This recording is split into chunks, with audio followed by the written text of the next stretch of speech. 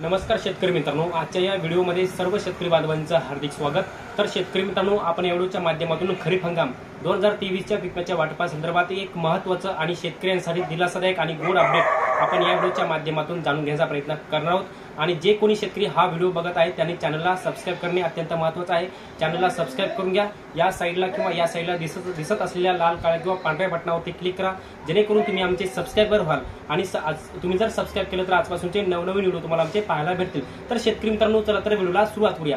तर शेतकरी मित्रांनो, आपण आजच्या व्हिडिओच्या माध्यमातून खरीप हंगाम 2023च्या पिकाच्या वाटपाची परिस्थिती, 25% अग्रिमचा पिकमा, उर्वरित 75% पिकमा, सरसकट पिकमा आपण जिल्हानिहाय जाणून घेण्याचा प्रयत्न करणार आहोत। तर शेतकरी मित्रांनो, एकूण राज्यातील खरीप हंगाम 2023 साठी राज्यातील 1,60,00,000 शेतकऱ्यांनी पिकमा भरलेला होता आणि त्याच्यापैकी जवळपास 1,10,53,000 शेतकऱ्यांना पिकमा राज्य शासनाच्या माध्यमातून नवविमा कंपन्यांच्या माध्यमातून मंजूर करण्यात आलेला आहे। तर शेतकरी मित्रांनो, संपूर्ण आकडेवारीच आपण या व्हिडिओच्या माध्यमातून बघण्याचा प्रयत्न करणार आहोत। सर्वप्रथम मित्रांनो, राज्यातील 34 जिल्ह्यापैकी ज्या जिल्ह्यामध्ये 25% अग्रिमच्या अधिसूचना वेगवेगळ्या जिल्ह्यातील जिल्हाधिकारी यांच्या माध्यमातून निर्गमित करण्यात आल्या होत्या, त्याच्यापैकी जवळपास 56,00,000 शेतकरी बांधवांना 25% अग्रिमचा पिकमा मंजूर झालेला होता आणि त्या 56,00,000 शेतकरी बांधवांना 2,500 कोटी रुपये म्हणजे 2,500 कोटी रुपये पिकमा मंजूर झालेला होता आणि त्याच्यापैकी बहुतांश शेतकऱ्यांना वाटप झालेला आहे। परंतु जवळपास अद्यापही 25% अग्रिमचे 24 कोटी रुपये विमा कंपन्यांकडे शेतकऱ्यांचे बाकी आहे आणि जर ते आता 24 कोटी रुपये जर विमा कंपनीने वाटप करायला जर विलंब लावला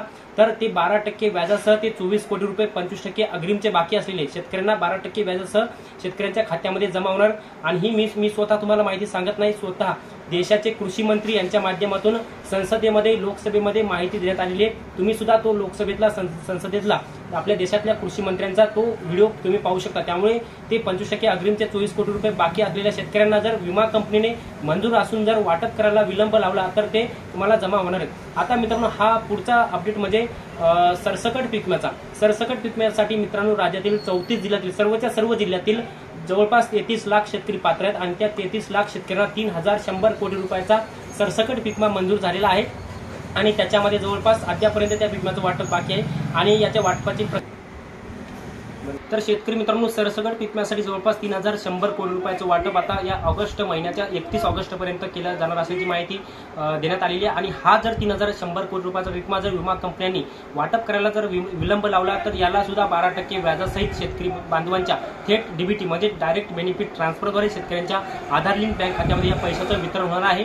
याचबरोबर मित्रांनो, पुढचा अपडेट खूप महत्त्वाचा आहे, कारण की 19,85,000 शेतकऱ्यांचे पीक विम्याचे दावे विमा कंपनीच्या माध्यमातून फेटाळण्यात आले होते, ना मंजूर करण्यात आले होते। परंतु अखेर कृषी विभागाच्या सहभागामुळे कृषी विभागाने पाठपुरावा केल्यामुळे 19,85,000 शेतकऱ्यांना परत पिकमा त्यांचे दावे पात्र केलेले वैध ठरवण्यात आलेले आहेत। त्यामुळे 19,85,000 शेतकऱ्यांना 1,400 कोटी रुपयाचा पिकमा मंजूर झालेला आहे। त्याच्यामध्ये जवळपास मराठवाड्यातील सर्व जिल्ह्यांचा समावेश आहे। छत्रपती संभाजीनगर आहे, हिंगोली आहे, परभणी आहे, नांदेड आहे, धाराशिव आहे, याचबरोबर लातूर जिल्ह्याचा सुद्धा समावेश आहे किंवा राज्यातील सर्व जिल्ह्यातील जे शेतकरी त्याच्यामध्ये समाविष्ट आहे।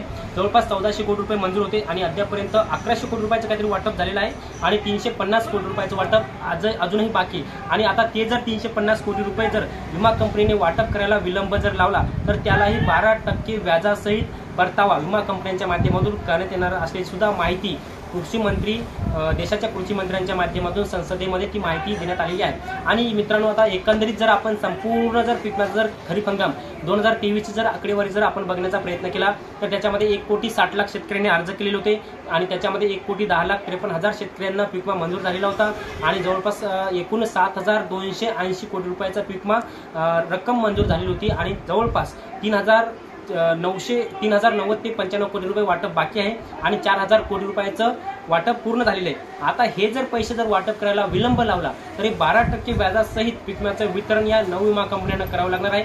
आणि त्या नवविमा कंपन्या जर म्हणलं तर Cholamandalam MS general insurance company, SBI life आहे, चोलामंडलमच्या नंतर युनिव्हर्सल सोमप्यो आहे, HDFC आर्गो आहे किंवा सर्वच्या सर्व विमा कंपन्यांना हा परतावा करावाच लागणार आहे।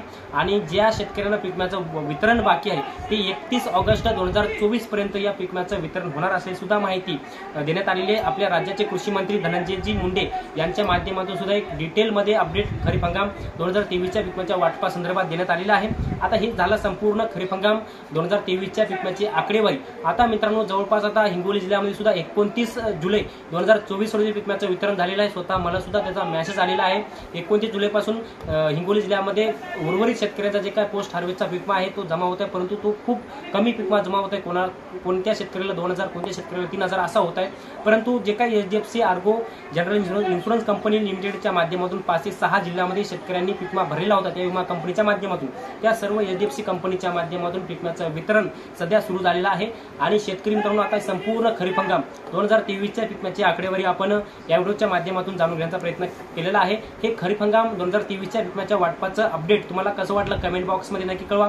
तुमचे जर काही खरीप हंगाम 2023च्या पिकमाच्या वाटपासंदर्भात काही प्रश्न असतील ते सुद्धा कमेंटमध्ये नक्की लिहा।